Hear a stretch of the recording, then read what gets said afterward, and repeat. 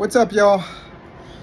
Uh, wow, July 15th. What a tough day, especially after our loss. And by our, I mean France. France's loss to Spain in the semifinal of the 2026 World Cup.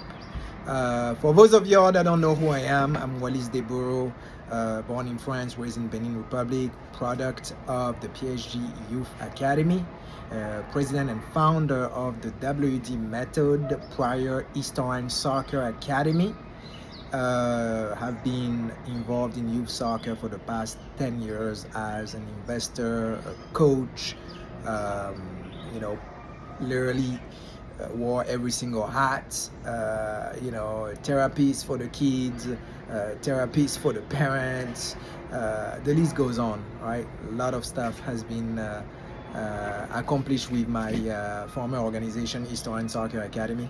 I got to come to America in 2010, 2009, as a sophomore, a new sophomore at Blair Academy, one of the most prestigious high school in the country, in Blairstown, New Jersey.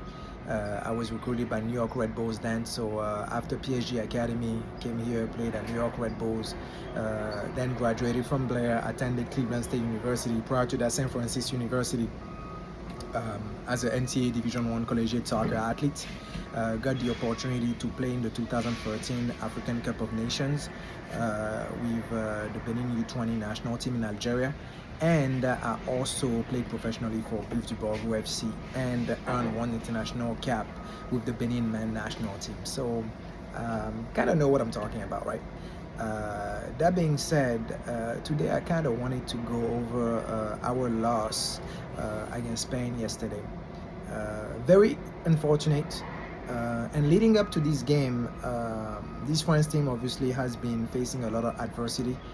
Adversity by racist claims from not just foreign countries such as Spain. Right, Spain has some government leaders that had some harsh words for the players of our team, just based off what they look like. The same thing was done. Obviously, you guys know the story with Paraguay, and the list goes on, right? Even within France, we got some folks who are right-wing politicians, right? Extreme right-wing politicians who, and not just politicians, extreme right-wing politician activists, or folks that have a platform that don't believe in anything that has to do with diversity or globalization. That had some harsh words for this team. So leading up to that, and also obviously the fact that I'm French and I wish the best to our team, really wanted us to show a better face than the one that we showed against Spain. Once again, it shows that in the game of soccer, it's great to have great names, but at the end of the day, it's important to build a team. And not saying that we did not build a team. We did have a team. We didn't have any egos. Folks were folks were doubting the fact that the likes of Kylian Mbappe, Ousmane Dembele, Olise were gonna be able to put away their egos and come together as one and be able to perform, which is something that they've done, because we had no doubts on our end. Those players love each other. The media portrays them differently, but this is a real team that wanted to get something done for Didier Deschamps' last World Cup, right, with the team. And unfortunately, I thought that tactically Spain outdone us. They have a clear structure, right, of ball retention, winning the ball higher up the field, always creating triangle everywhere within the field. They made sure that even in transitions, we couldn't get them, right? They were literally pressing both of our fullbacks, Jules Koundé and Lucas Digne, were pressed the heck out of. So even on our build-up, every time Mayon had the ball in his feet and was trying to play short, it was always somebody who was working, like one of those wingers who was putting pressure. And when it comes down to our midfield line, Chouameni was literally almost playing as another center back, right, as a third center back, and there is some controversy leading up to Chouameni, and I like Chouameni, for what he's done for the game so far and the fact that he's our vice captain, but I think Didier Deschamps kind of got it wrong from the sense where he hasn't been in top form during this World Cup. I remember the game against Senegal, he had a shocker. That game against Senegal, he played in other games after that where he wasn't necessarily flamboyant, and he's been nursing an injury up until the game yesterday, right? And even when I don't recall if he was the one who was in the press conference where he was asked about injuries. I think it was somebody. I think it was Deschamps who was asked in press conference how Chouameni is feeling, and I think Deschamps admitted that he's not feeling 100%, but he's good to go, and rightfully so, right? As the vice captain, as somebody who has the most experience after the likes of Mbappe within this team. He's been with the team for a little while. You want to play these type of games, right? And it's tough as a coach, to be like, oh, you sit out, especially because Manu Kone has been on his game. Manu Kone, ever since he stepped up, in place of Chouameni, has been a better and more effective player than Chouameni within this World Cup. And yes, I also understand Chouameni plays in Spain, so having somebody who has that experience against Spain would have been good. However, we needed to also take into consideration that he didn't have 90 minutes in the legs and he wasn't quite ready to start. In my opinion, I thought Didier Deschamps kind of got that wrong. But again, like I said, there are other factors that are happening. The fact that he's playing in Spain, the fact that he's the vice captain, it's not as easy as a coach, to take that decision. I'm sorry, not the initiative, but that decision to tell Chouameni, you'll sit down for this one, right? And in the hierarchy, Chouameni is the starter, Manu Kone is the sub.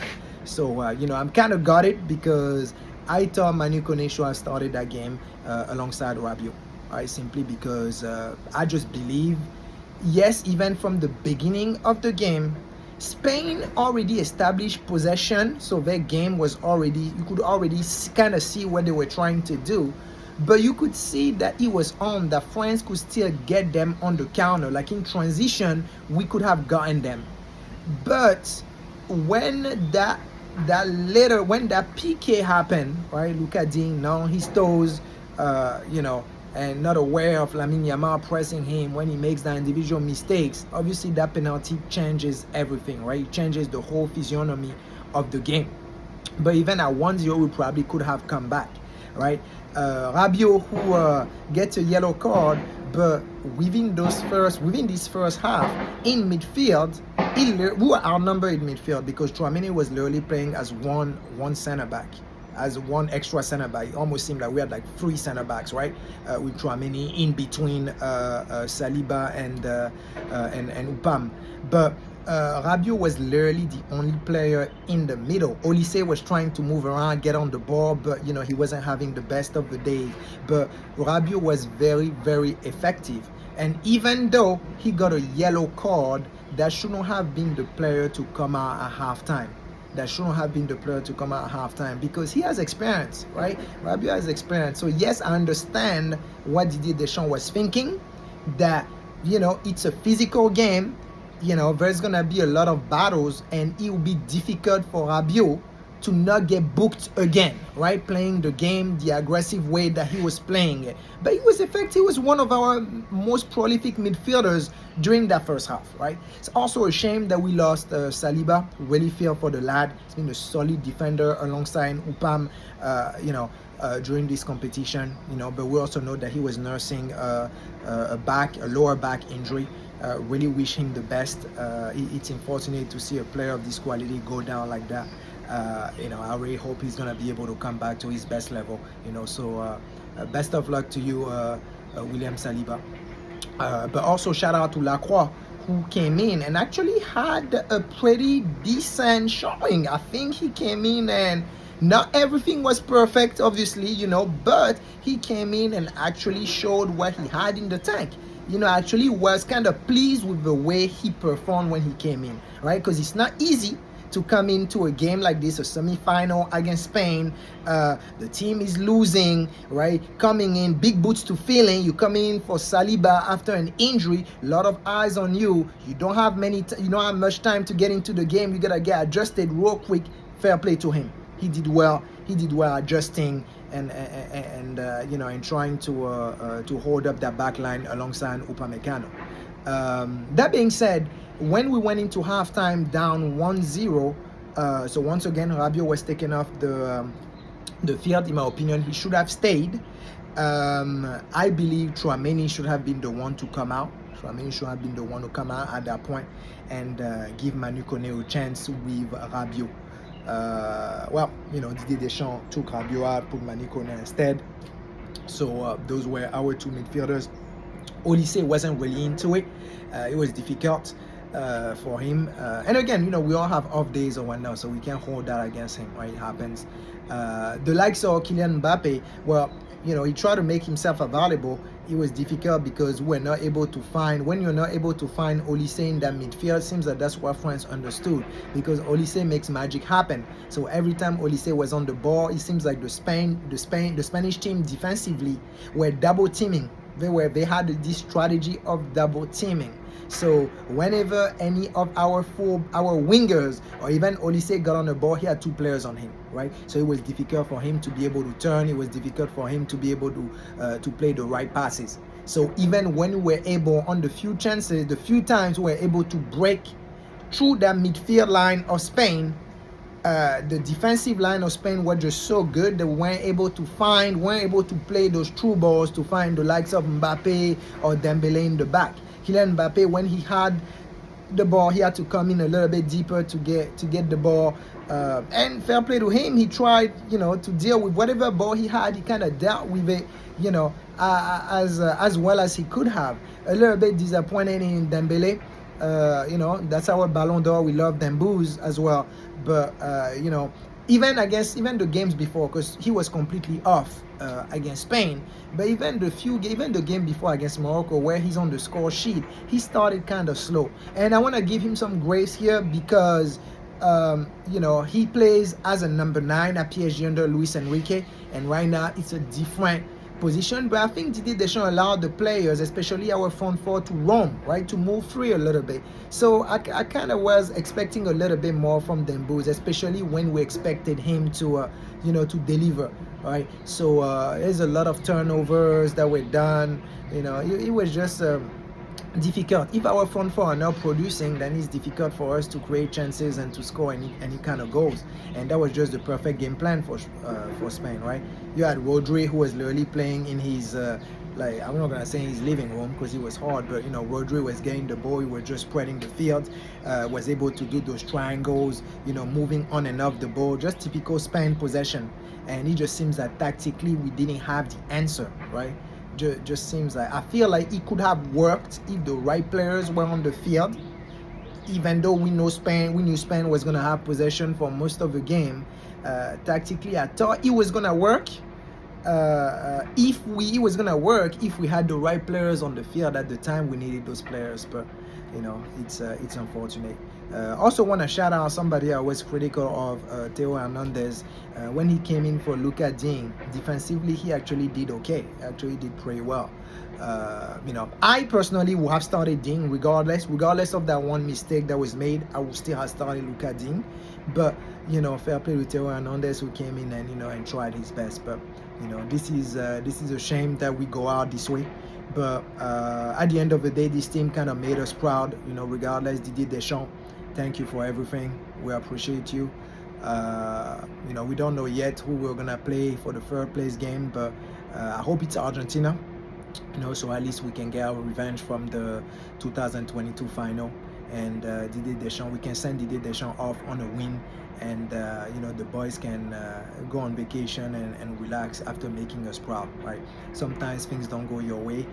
We just gotta keep our heads up. We got a bright future. We produce the best players of the world. There's always new players that come in.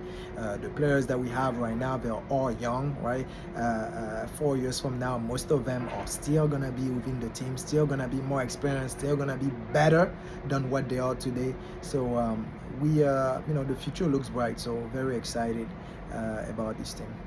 All right, thank you, y'all. Have a good one. Peace.